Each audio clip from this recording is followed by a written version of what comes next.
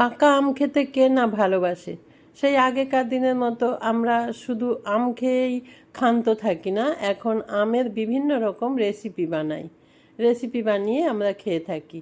সেরকমই একটা রেসিপি আমি আপনাদের সাথে আজ শেয়ার করব। নমস্কার, আমি মাধবী।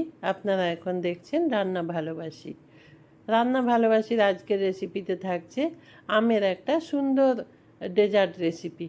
তার জন্য দেখুন এখানে 50 গ্রাম পরিমাণ গোবিন্দভোগ চাল নিয়ে নিয়েছি। আর এই রেসিপির জন্য গোবিন্দভোগ চালটাই নিতে হবে। তারপর ওটা 3-4 বার করে ভালো করে ধুয়ে নেব। ধুয়ে নেওয়ার পর ওটা ভিজিয়ে রেখে দেব 30 মিনিটের জন্য। এদিকে দেখুন একটা আম নিয়েছি, এটা হিমসাগর আম, খুব মিষ্টি।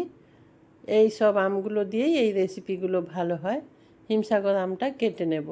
অরিজিনাল হিমসাগর আম হলে তার গায়ে কিন্তু এরকম দাগ থাকবে। এটাই হলো অরিজিনাল হিমসাগর চেনার উপায়। সবুজ রঙের হবে আর এরকম দাগ থাকবে কালো কালো। এটা কেটে নেব ছোট ছোট টুকরো করে। আমটা এখন কেটে নিতে হবে।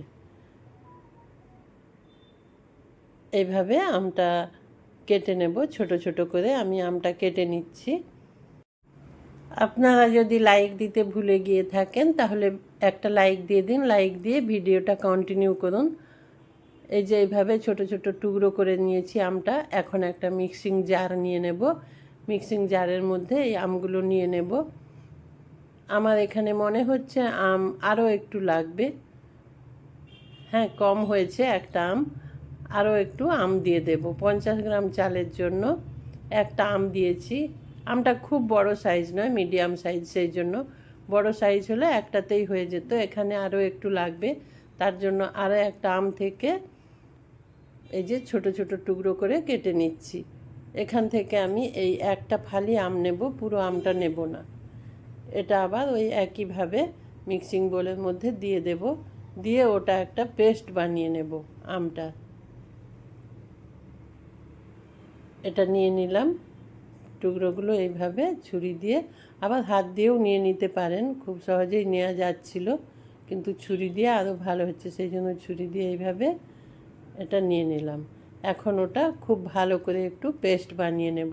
এই হিমসাগর আমে কোনো রকম আঁশ থাকে না, সেই জন্য সরাসরি আমি পেস্ট করে নিচ্ছি। তবুও আপনাদের যদি মনে হয় যে আঁশ আছে তাহলে একটু ছেঁকে নেবেন।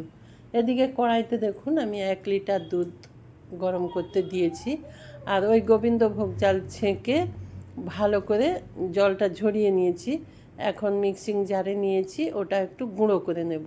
এদিকে দুধটা ফুটে উঠলে ওই চালের গুঁড়োটা ওই দুধের মধ্যে দিয়ে দেব। সাবধানে দেবেন, অল্প অল্প করে দিয়ে।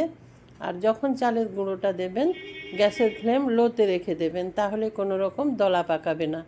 তারপর দিয়ে এইভাবে অনবরত নাড়তে থাকবেন। একটু খেয়াল রাখবেন যেন দলা না পাকিয়ে যায়, তাহলে ওটা খুব একটা ভালো লাগবে না খেতে, সেই জন্য বলছি। এখন ওইটা ফুটে ওঠার অপেক্ষা করব আর চালটা সেদ্ধ হয়ে যাওয়ার জন্য অপেক্ষা করব। খুব ভালো করে ফুটে গেলে এখানে আবার গ্যাসের ফ্লেমটা একটু কমিয়ে দিয়ে এখানে আমি গুঁড়ো দুধ দিয়ে দেব, মিল্ক পাউডার। এখানে মিল্ক পাউডার দেব, 2 থেকে 3 চামচ মিল্ক পাউডার দিয়ে দেব। তাতে খুব সুন্দর একটা টেস্ট আসবে। এটা নাও দিতে পারেন, কিন্তু দিলে একটা খুব ভালো টেস্ট হবে, সেই জন্য দিয়েছি আমি। আর চিনির পরিমাণটা খুব কম দেব, কারণ আম মিষ্টি, আবার এই মিল্ক পাউডার মিষ্টি, সেই জন্য আমি এখানে 1.5 চামচ মাত্র চিনি দিলাম। আর আপনারা যদি মনে করেন একটু বেশি মিষ্টি খাবেন তাহলে আরও একটু চিনি যোগ করে দেবেন। দিয়ে এটাও ভালো করে নাড়াচাড়া করবেন। চিনিটা আর গুঁড়ো দুধ ভালো করে মিশে যাওয়া পর্যন্ত এটা রান্না করব ভালো করে। আরও একটু ভালো করে ফুটিয়ে নিতে হবে। ওই চাল যতই গুঁড়ো হোক তবুও তার সেদ্ধ হওয়ার দরকার আছে, সেটা ভালো করে সেদ্ধ হয়ে এই দুধটা একদম গাঢ় হয়ে যাবে। দেখুন এইভাবে কিন্তু অনবরত নাড়াবেন, না হলে কড়াইয়ের নিচে লেগে গেলে তার ফ্লেভারটাই নষ্ট হয়ে যাবে। এত সুন্দর আমের ফ্লেভার, সেটা যেন না নষ্ট হয় সেদিকে খেয়াল রাখবেন আর অনবরত নাড়াবেন। দেখুন খুব সুন্দর ফুটে গেছে। এখন গ্যাসের ফ্লেমটা আবার লোতে দিয়ে দিলাম। লোতে দেওয়ার পর এই যে আমের পাল্পটা এখানে দিয়ে দেব। আমের পাল্প দেওয়ার পর খুব ভালো করে মিশিয়ে নিতে হবে। অনবরত নাড়াচাড়া করে, এটাও দলা পাকিয়ে যাওয়ার ভয় আছে, কিন্তু এটাও একটু ভালো করে এইভাবে নাড়াচাড়া করবেন।